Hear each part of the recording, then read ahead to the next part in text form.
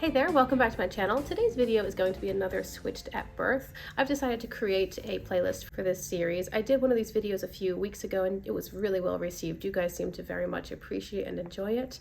Basically, I'm just talking about eyeshadow palettes that are on the market or have been on the market, which have really similar color stories, so that we're not always panting after the newest thing because we might actually own it. Today's eyeshadow look was filmed. I can link the video down below for you and also put it in the cards. I used these two palettes, the double Lure palettes. Lure from Blind Bunny Cosmetics, spelled L-U-R-E, and Lore as in folklore from Unearthly Cosmetics. It's mainly unearthly, but I did bring in a palette pullen, and I just thought it was fun that both palettes were named Lore. Okay, so I am going to talk about some more palettes. I have a whole list in my phone. Palettes and color stories, rather, that I see kind of, I'm not going to say necessarily on repeat, but the same vibes. They're giving the same kinds of looks, the same impressions, the same general feeling. And like I said, the last time I filmed this video was the first time, and you guys really responded positively. A lot of people seem to resonate with the idea of let's just see what we've got and how it compares to this newest thing that seems to be pulling us in, and maybe we can not feel quite that temptation or fear of missing out. So I'll link my very first video in the description box if you want to see, and somebody suggested, I think, that I create a playlist. So here we go. It's going to be called Switched at Birth, and this is the second video. I also have to mention, I believe that Jen Phelps and Amanda from Makeup Just for Fun also do this kind of thing. I know for sure I've seen other people do it. I can't remember. There's a YouTuber called Gel Beauty, maybe, and I've seen her do the same thing where she's looking at new releases and she's saying, guys, we already have this. So this is kind of along those lines. Be sure to check out their channels if you're interested in seeing content that's comparable.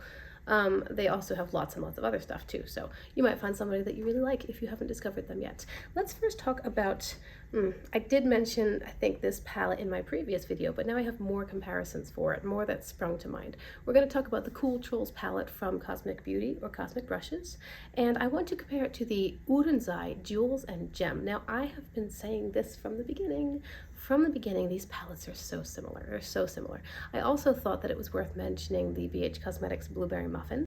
And then there's the Cradled in Ice palette. Oh, which company? Fantasy Cosmetica. I think it was Fantasy Cosmetica. So these four palettes, they are all beautiful. Honestly, they're all so beautiful. And as far as quality, I personally know I love Urenzai and I love Cosmic Beauty. I haven't tried their Cool Trolls, but I love the brand. And then Fantasy Cosmetica looks to have an amazing formula. They are quite the rage right now within the indie community. And I also technically still own Blueberry Muffin from BH Cosmetics. It's in my declutter pile, but I do still own it. So I just want to talk about these palettes because they're all beautiful, they're all excellent quality, but let's talk about the colors. What colors do you see? They're very, very cool toned. They're very heavy on the blues. They've got some pinky purpley tones. They've got a lot of silver tones, some more neutral sorts of shimmers, and some neutral tones. But really, they're quite cool toned blue heavy palettes. And then these colors that look beautiful with cool toned blues, like pinks, like purples, dusty colors, silvers. You're seeing a theme?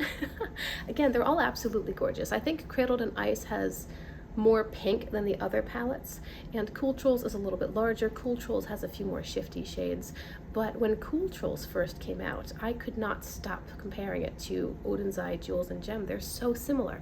And Angelica, I think it was Angelica Nyqvist, she did swatches, like she reviewed Jewels and Gem, and she did swatches, and then way later she reviewed Cool Trolls with swatches, and when you compare her swatches side by side, really, really similar. So similar that it talked me down from wanting Cool Trolls. They are very similar. So again, like so many of these comparisons, it might simply come down to a formula that you prefer if you wanted to buy one of these palettes or something within this color story or price point, or maybe you already own one of them and now you feel like you don't need to get another. Let's talk about the Nightflower palette from Lethal Cosmetics and the ColourPop It's My Pleasure. I owned It's My Pleasure ages ago, a couple of years ago. It was, back in my early ColourPop days. I've since decluttered it, and I found that the reason I decluttered it was the color story. I thought it was beautiful. And I kept thinking it should work for me, I should love it, but I just didn't enjoy wearing these specific colors, tones, depths. I just didn't like to wear them. And then when I saw the Nightflower palette from Lethal, I was thinking, oh, that's so beautiful. I should love that. I'm sure it would be so much fun to play with. Why does it feel familiar to me? Finally, I realized it's so much like It's My Pleasure. The specific tones of purple, kind of like pink leaning purples, a few different variants, and then kind of browny purple colors or purpley browns. That just is a lot of similarity. Now, all of this entire video was off the top of my head from what I remember. So forgive me if I get something wrong, but I think that Nightflower might have like a pop of blue or mint or teal or something in there that's a bit different, you know, a little bit more interesting, and so I'll grant that. But on the whole, these two color stories are very, very similar. I own the Wildflower palette from Lethal, but Nightflower was just too much like It's My Pleasure. I couldn't justify owning it because I knew that I had gotten rid of It's My Pleasure because of the color story. Okay, here's one that nobody else seems to be saying. I can't stop saying this. The Cozy Cabin palette from last year, wintertime Simply Posh Cosmetics, looks to me anyway, just like the Solmone 2 from Udenzai, the original, not the newer version like Moon something, the original Solmone 2. These palettes look so similar. They have the same undertones, the same colors, almost the same number of pans. Cozy Cabin is a little bit bigger. It's got a little bit more variety, but really the color stories are so similar. And when I saw, and I owned Solmone too, I passed it along, and when I saw Cozy Cabin come out, I was just thinking, again, that looks so familiar. What is, oh, I've owned this palette. Again, it comes down to maybe formula. I mean, I love the Udenzai formula. I do have one Simply Posh palette, which seems to be a very nice formula. The one that I have has hard pan in the shimmers, but I think that they've reformulated to deal with that problem, and it's lovely. Honestly, it's lovely. But if you already own Solmone 2, the very first one, you probably don't need to get Cozy Cabin. It's amazing how such a very different theme can still take on the same kinds of colors.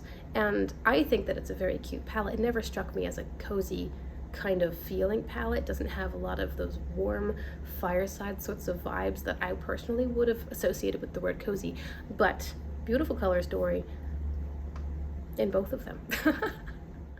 Alright, so this next grouping has been more of a recent struggle for me because I almost put out the money to buy the third of all three of these palettes that have a very similar color story. Let's start off with the Flare palette from Ace Beauté. Longtime favorite, love it so much, amazing color story, so beautiful. Then there's the Classical Paradise palette, also from Ace Beauté, which I recently acquired and I also love. Now there's definitely a difference between these two, but they're comparable. And now into the mix, we're going to bring in the Fall Magic Remastered from Unearthly. Okay, tell me, like, do you see it? Do you see what I see here? I see warm harvest tones, lots of reds and burgundies and golds, pops of greenies, pops of yellowies. They're so similar. I owned Flare in the original formula. Then I loved it so much I repurchased in the new formula. Then later on, much more recently, I bought Classical Paradise, which I also love. It's different. It has some tones that Flare doesn't have. It has a couple more neutral tones. It has like the yellowy shimmer. Flare doesn't, but they're very, very close. They're not so close that I'm annoyed with myself for owning both, which has been the case recently, but they're close enough. They kind of cover all the bases. And then I saw a Fall Magic Remastered listed on Mercari for around my price range that I had to play with.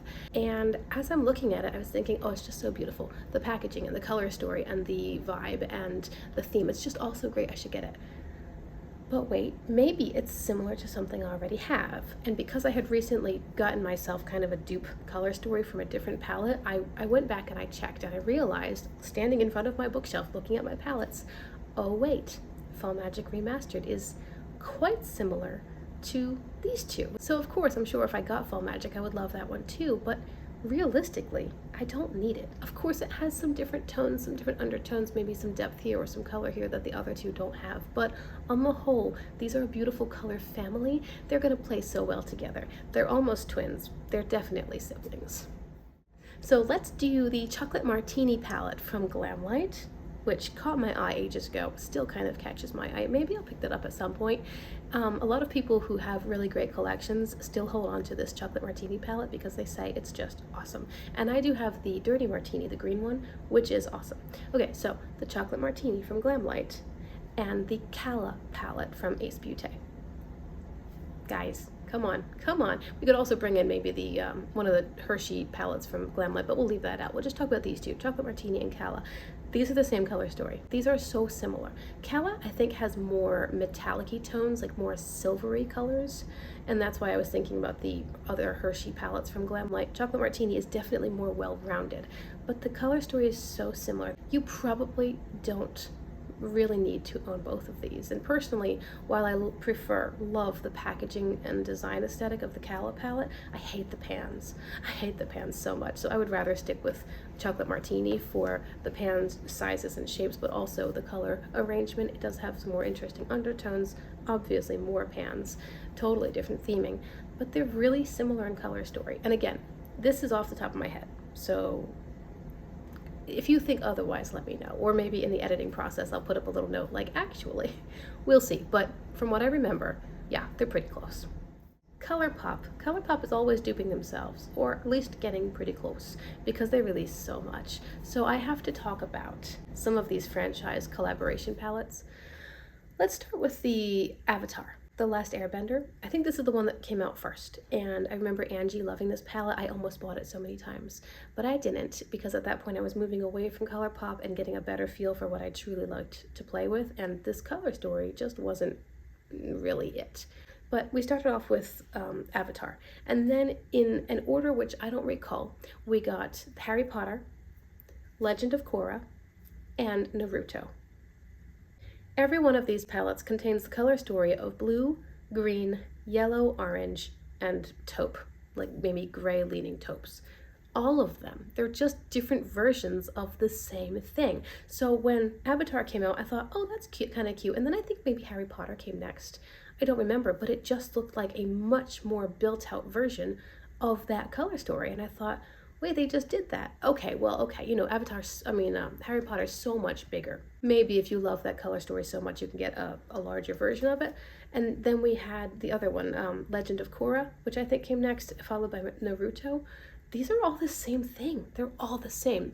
I don't know if ColourPop is banking on people just loving different franchises. Like maybe they figure, well, we'll get the Legend of Korra fans, and then we'll get the Harry Potter fans. And then, I don't know, are Legend of Korra and Naruto all part of an Airbender series? I really don't know. What I'm saying is they're basically the same palette. They're basically the same. Different names, different packaging, cute theming, I get it. But the actual shadows, if you pop the shadows out of the pretty little packets and just put them all next to each other, you're gonna have so many duplicates. And finally, let's go back to Simply Posh Cosmetics and talk about their Citrus Punch palette, which is the one that I own. And I want to compare that to the Unearthly Cosmetics Daily Grind. I almost bought Daily Grind recently as well, because I started to play with my Lore palette. And I thought, oh, this is amazing quality. Let me see what else they have. That's a dangerous road, by the way. Anyway, so I looked at the Daily Grind and I'd seen some great videos on it. What beautiful tutorials. It's such a fun, vibrant kind of palette. But I pretty much already own that palette in a much bigger version, in a nice formula, in packaging that I like, and theming that I like, and I own Citrus Punch. I don't need Daily Grind. Yes, there are differences.